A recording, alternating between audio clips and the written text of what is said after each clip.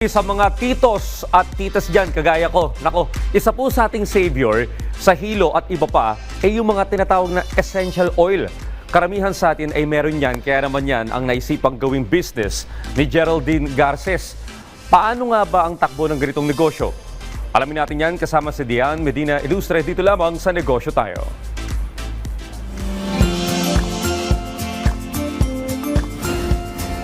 Jen, ano tong oil society na tinatawag na bagong business mo? Ito yung essential oil, especially for those who have stress and anxiety po.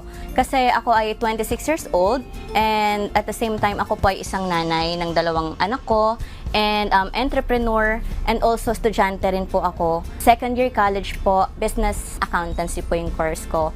Based on my experiences, nakakaranas talaga ako ng mga stress, anxiety dahil sa sobrang daming mga responsibility. Dahil doon ko na laman yung essential oil na bakit hindi ko gamitin tong essential oil para i-market online since marami pong tao yung nakakaranas ng stress and anxiety po. I see that you're a multitasker talaga. You multitask things, you're a busy mom, working mom, you handle a lot of businesses. How do you manage your time?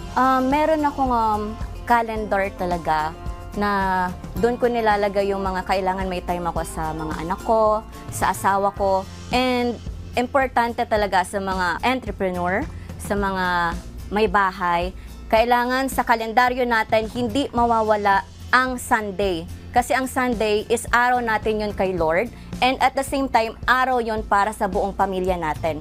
Ano bang advice mabibigay mo dun sa mga negosyante o madiskarte moms natin?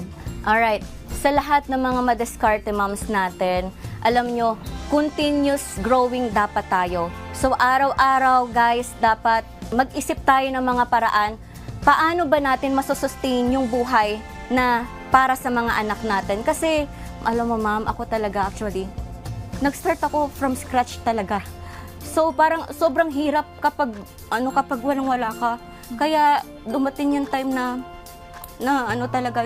dasal talaga ako ng dasal. Sabi ko, Lord, please, bigyan mo lang ako ng big break. Bigyan mo ako ng big break.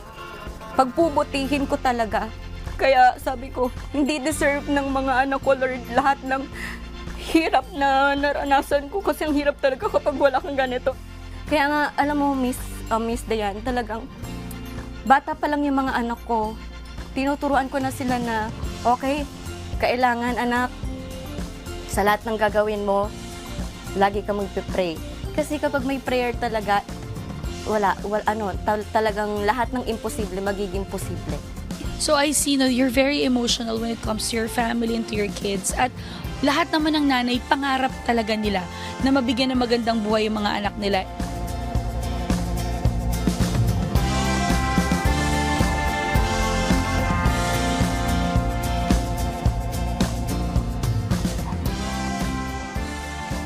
Walang overnight success. Lahat ng tagumpay ay pinaghihirapan at pinaglalaanan ng maraming oras. Yan po ang pinakita sa atin ng business owner na si Jen Garces. See you next episode mga kanegosyo dahil another business story na naman ang ibabahagi namin sa inyo. Kaya naman tara, negosyo tayo!